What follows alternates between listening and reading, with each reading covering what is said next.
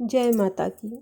आप सभी का हमारे YouTube चैनल जय माता की में बहुत बहुत स्वागत है। कार्तिक मास के महात्म्य में आज हम करेंगे 29वां अध्याय। 29वां अध्याय शुरू करने से पहले यदि आप हमारे चैनल पर अभी नए बने हैं, आपको मेरी आवाज़ पहली बार सुनाई दी है तो कृपा करके चैनल को सब्सक्राइब कर लीजिए और घंटी जैसे दिखने वाले बटन को भी दबा लीजिए ताकि आने वाली नई वीडियो की नोटिफिकेशन आपको आसानी से मिल सके। तो शुरू करेंगे 29वां अध्याय। उससे पहले प्रभु का स्मरण करेंगे। श्रीमन नारायण नारायण नारायण, भज मन नारायण नारायण नारायण, श्रीमन नारायण नारायण नारायण। जय मेरे बांके बिहारी लाल की जय, विष्णु महाराज की जय। तो शुरू करेंगे 29वां अध्याय।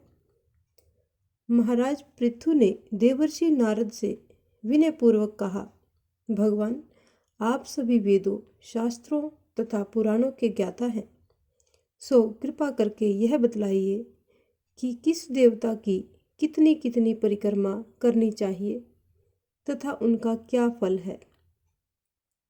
यह सुनकर नारद जी कहने लगे कि हे राजन, देवी की 1 और सूर्य और अग्नि की 7, गणेश जी की 3, शिव जी महाराज की आधी और पितरों की 3 अथवा 4 तथा विष्णु भगवान की 4 परिक्रमाएं करनी चाहिए। इस संबंध में एक इतिहास सुनो, जो बृहस्पति जी तथा देवराज इंद्र का संवाद है और स्वयं ब्रह्मा जी ने मुझे सुनाया था। नारद जी ने कहा, वैवस्वत मनवंतर में एक बार इंद्र सहित सभी देवता देवगुरु बृहस्पति जी के पास गए और उनसे पूछा कि हे गुरुदेव, ब्रह्म काल से पहले यह सृष्टि कैसी थी? इंद्र आदि देवतागण कैसे थे तथा उनका क्या कर्म था? यह सुनकर बृहस्पति जी ने कहा, उस समय की बात तो हम भी नहीं जानते, क्योंकि उस काल को बीते अब तक 6 मनवंतर हो चुके हैं। परंतु आपकी ही नगरी में सुधर्मा रहता था, वह सब कुछ बता सकता है। यह कहकर बृहस्पति देव जी इंद्र आदि सब देवताओं को लेकर सुधर्मा के पास पहुंच गए। सुधर्मा ने देवगुरु सहित इंद्र आदि देवताओं का यथाविधि पूजन व आदर सत्कार किया। इंद्र सुधर्मा की राजलक्ष्मी तथा वैभव देखकर दंग रह गया और पूछा, हे सुधर्मा, इतनी राजलक्ष्मी तथा वैभव तुम्हें कैसे प्राप्त हुआ? तुमने ऐसा कौन सा यज्ञ, दान व तप किया जिससे ब्रह्मकाल से पहले की बात भी जानते हो? यह जानने की हमारी अभिलाषा है, तो कृपा करके आप हमें ये सब बतलाइए। सुधर्मा ने उत्तर दिया कि हे इंद्र, जब 4 युगों की 1000 चौकड़ियां बीत जाती हैं, तब ब्रह्मा का एक दिन होता है। उस एक दिन में 14 मनु और इंद्र होते हैं। जब हम विष्णु लोक में थे, तब वहाँ पर रहते हमारे सामने इतने ब्रह्मा हो चुके हैं कि हम उनकी गणना भी नहीं कर सकते। उसके बाद हम यहाँ स्वर्ग में आए। हमने जो एकमात्र अच्छा कर्म करके इतनी लंबी आयु पाई है, उसका विवरण सुनो। पहले जन्म में मैं मांसभक्षी गिद्ध था। एक समय कार्तिक शुक्ल नवमी को श्री विष्णु के मंदिर पर बैठा हुआ था कि एक शिकारी ने आकर बाण मारा, जिससे घायल होकर मैं विष्णु मंदिर में आ गिरा। उसी समय मांस के लोभी एक कुत्ते ने आकर मुझको पकड़ लिया।